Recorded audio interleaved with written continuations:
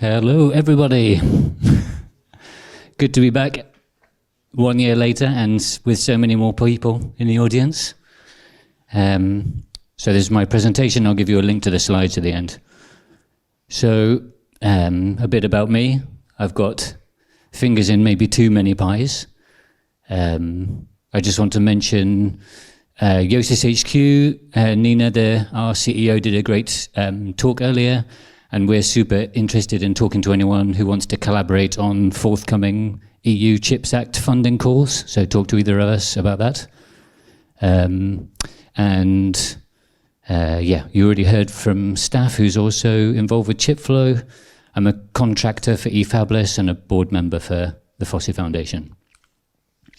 So last year at the Free Silicon Conference, I announced a new project called TinyTapeout. And this presentation is going to be 1 year later, what's happened. And the idea is to go from idea to chip design in minutes, and the idea is to make it cheap and accessible. So the target audience is makers, universities, hackerspaces, and open source silicon enthusiasts. Put your hand up if you're an open source silicon enthusiast. Oh yeah. Put your hand up if you've already taped out on TinyTapeout. Ah, yeah, good. Cool. Spread the word. So we have kind of two ways of design entry. You can either draw in the browser, which is good for maybe up to 100 gates, but beyond 100 gates, you'll want to switch to an HDL. But actually, starting off with drawing is a really great way of getting around that problem that was mentioned earlier today about when you're coding, you're thinking in a sequential mindset. Because when you're drawing hardware, you're really aware that you're drawing hardware. Then it gets boring because you've got 100 gates and you want to repeat stuff. Then you move to an HDL, but you've got in your mind, I'm still describing hardware. I'm not writing a computer program. So collaborating with Uri, who's the author of WOCWI, and that basically we can dump to a Verilog netlist. And then we have a GitHub action that allows us to go from your HDL or your WOCWI design through to your ASIC files.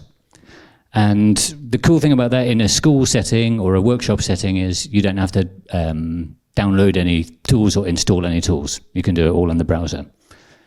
You've got a very small amount of space, about enough for 1,000 gates, although you can build CPUs with that or even FPGAs and things like this. And then you can, if you want to, everything up to that point is free, but if you want to, you can then pay for your design to be manufactured, and we're trying to reach the absurdly low target of $100 for your design on a chip and put that on a PCB. You can also pay an amount of money that's less just for your design, so that works out for if you're doing like school projects where you want to share one PCB with a whole group of people, but you could still put 10 designs on there. And also with TinyTapeout 4, you can buy extra tiles to increase the size of space you have for your design. This is the PCB, work in progress. Pat at the back there is helping me out with this. This is the latest render. So we're going to either put the QFN chip on there, and then, or we're also looking at a wire bonding solution because that helps to get the turnaround time down a little bit. And then you can set your inputs and your outputs. You've got your P-boards. You can put it onto a breadboard. The other cool thing about putting 150 or 300 designs onto one chip and then sending it to everybody is that you also get everybody else's design. So encourage people to do proper documentation, and this is the printed data sheet for TinyTapeout 2. So I've got that with me if you want to peruse the cool projects that we have there. But it's really cool. You can get this online data sheet. You can find an interesting project, and then you can see if you can get it to work yourself. That's especially cool if the design you made is broken. Some little project pics here, some from WOCWI, some from hardware description language. We had CPUs and RISC-V processors, FPGAs, and Harold at the back there did a really very interesting kind of analog temperature sensor by seriously abusing the standard cells. Go and have a chat with him if you want to know more about that, or click on this link. The way to think of TinyTapeout at the moment is RTL only. So we don't accept any old GDS. We only accept RTL. But that's one of the things that we're going to hope to open up in the future. A little bit about our community. So we're kind of mostly hobbyists, but we've got a lot, I guess, more on, we're heading more towards academia. Also industry's interested. Most people just for fun, but we also have people doing proof of concepts or professional development.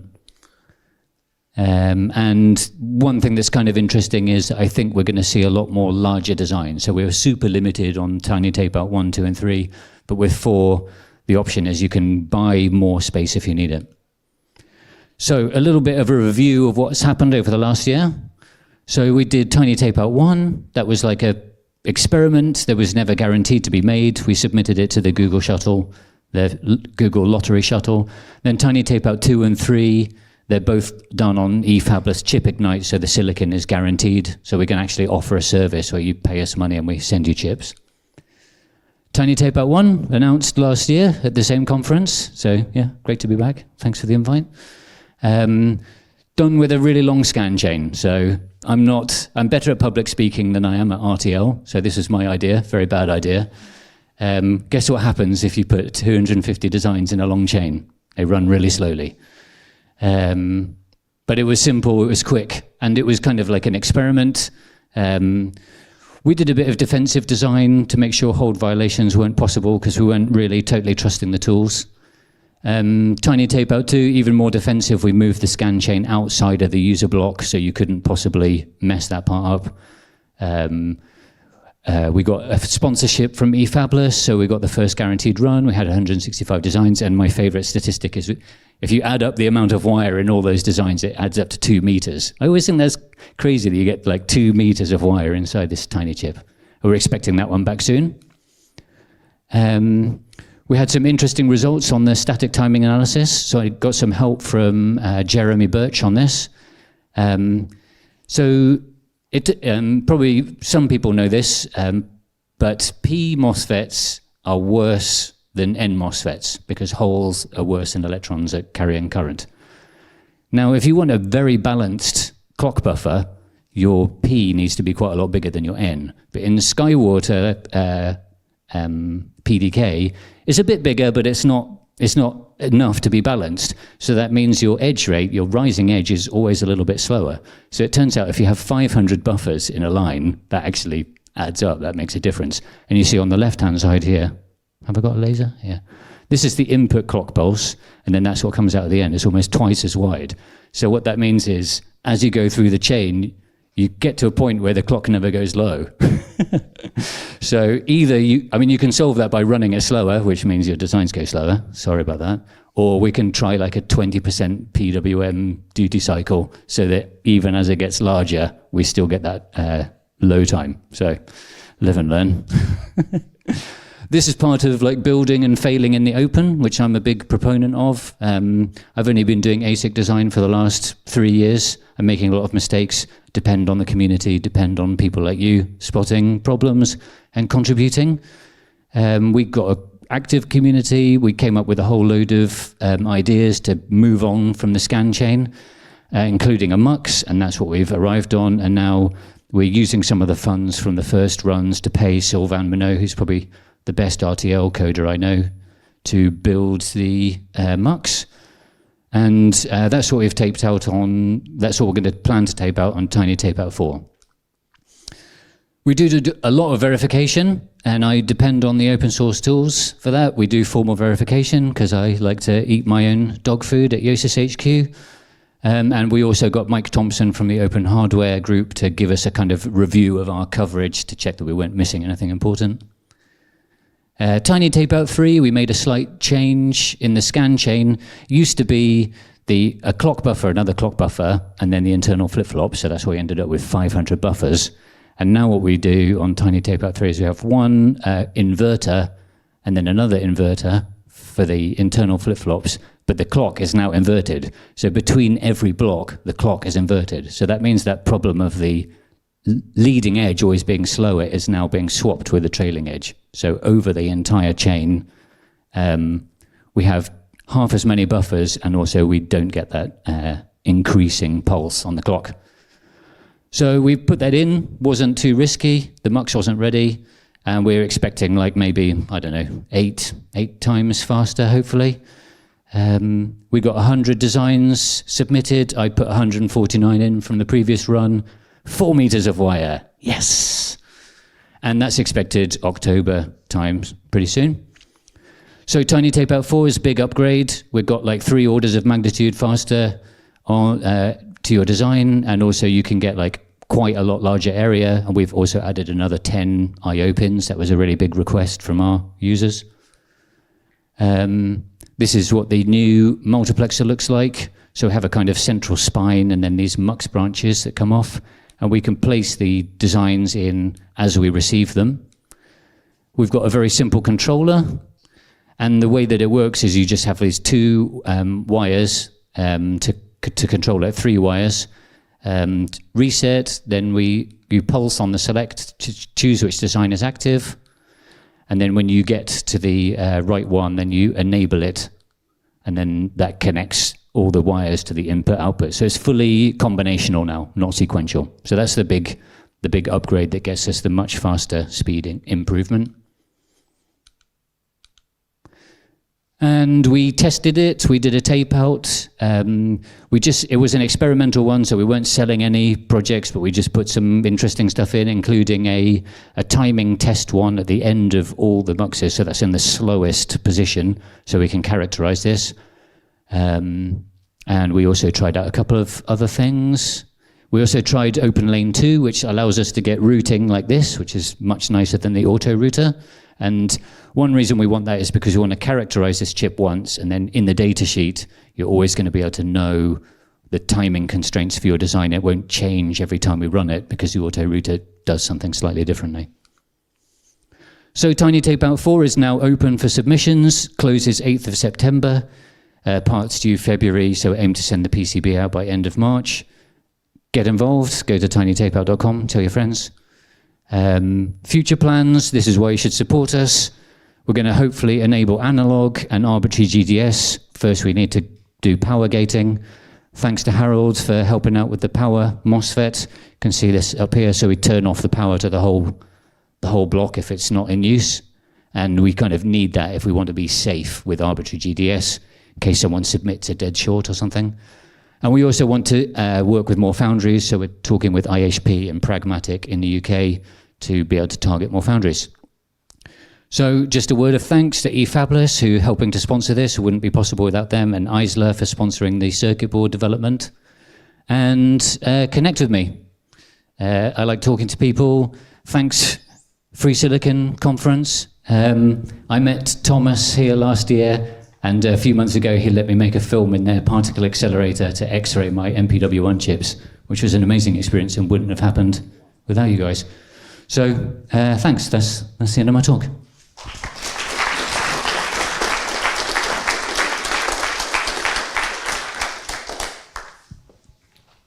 Questions? Questions. Yeah, start. Can you tell just a little bit more about this X-ray experiment? Is it public? Yes, this link at the bottom there. Oh, awesome. Okay. Yeah. I'm gonna look at it. Thanks.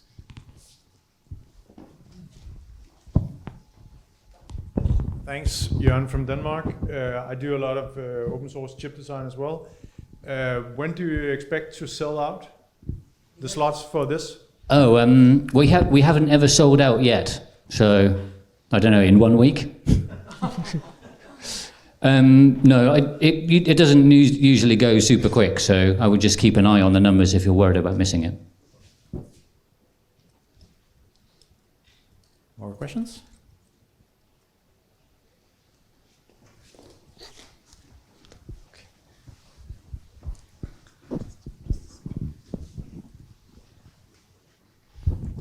Yeah, hi.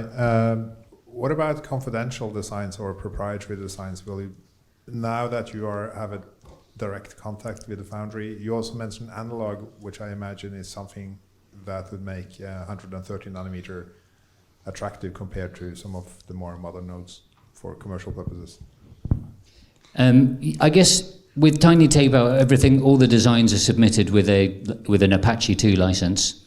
And if you need confidentiality, then you basically got to pay more. So the eFabless Chip Ignite shuttle is $10,000. So I would just recommend you submit to that, and then you don't need to publish. So I have a question. So of course I've heard about TinyTapeout from the previous round over the social media and YouTube. I just wanted to understand that what is the business model like here if it's not too, let's say, confidential? No, it's fine. If we were able to sell out every slot on every shuttle, and we did 4 a year, then it's definitely a self-sustaining business. So I'm hoping, so we're seeing like maybe 50% is academia, and I think if we can get enough interest and prove to universities that we're not going to disappear in 6 months or a year, and it can become part of their courses, and undergraduates do a tape out as part of their microelectronics courses, then it can definitely work. If we're like only dependent on hobbyists, then probably it would be difficult to make it, like interest will eventually run out, I imagine. But there was also another audience that there was also, from your slide, I thought that there are professional people also involved who are trying. So that's not a big audience. Do you want to? We'll see. I mean, I think like the question that we had earlier about analog and mixed signal is, I think is really important, and that's what a lot of people ask is, how can I do mixed signal? I think when you look at the die area that was used for the Google sponsored shuttle, so much of the space is empty, and that was one of the reasons why I kind of came up with this project, was to be more efficient about the silicon use, because it's not like this stuff is cheap or like it's got a big footprint, not just in terms of money. And you see that especially on analog stuff. People do an analog design, usually it's tiny, and then they put that in the middle of the die and there's nothing else there. So it would be great to be able to do that and maybe do like 20 different versions of the same thing with little tweaks. Like think of Staff's talk earlier. You got all your tweaks on a 6T SRAM cell, and then you could actually test it and characterize it. So yeah, really hoping to do analog, but I don't know whether the licensing thing would like prevent industry from doing that or not. We're going to hit next. We're going to hear from Thomas, who's got a startup in this area. So it could be that as more people do open source silicon startups, they're more willing to share their analog IP. Yeah, okay. I hope so. Fingers crossed. Yeah.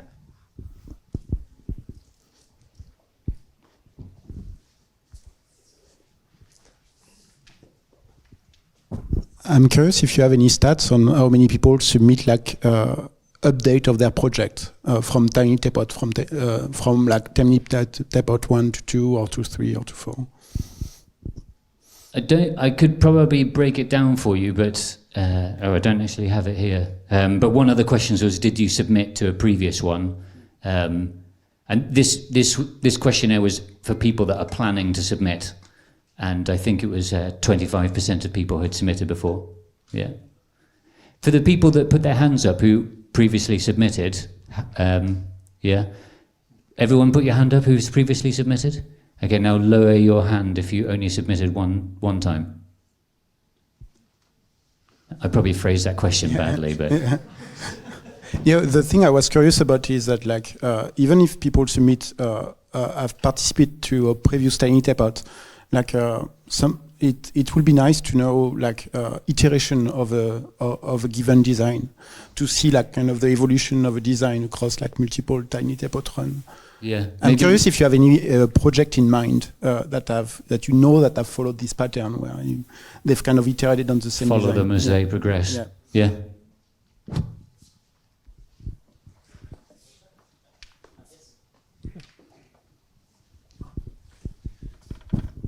It's a similar question.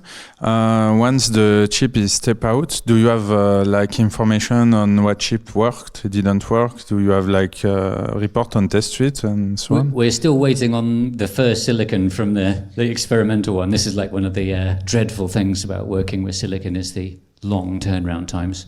But at the moment, everything is on the website. So if you want to see what previously people have submitted, you can check the website, and then as we get feedback from the community, we can update it there.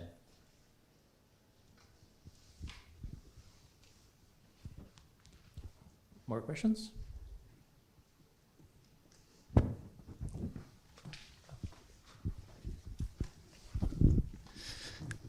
You mentioned the issues with the clock buffers, but you didn't mention anything about the topology of your clock. Is it a clock tree, or how do you manage No, the just clock? went one to the other all the way through. Okay. Yeah. So you don't balance it. No, and I don't know if you know, but that was one of the killer problems of the first open source shuttles, was like a problem with an unbalanced clock tree, and then there was skew and hold violations. So we took like the safest way, which is to put the clock through along with the data, so there was no chance. It was slower, but there was no chance it could get out of sync. Okay. Thanks.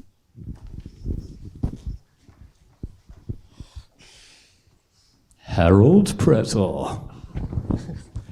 You mentioned IHP, that you targeted potentially with TinyTapeout. Want to. Sorry? I want to target IHP. Yeah, you want to. What is the timeline of potential one? I don't know. Renee? Maybe I can get on this secret December tape out. I don't think it's going to be like it opens to the public in like 1 year. So I mean, as soon as it's available, then I'll submit something to it. Yeah. Be amazing to have TinyTapeout on a European foundry. Go Europe.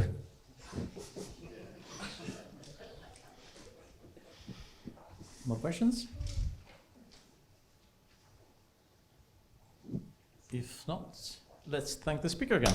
Thank you.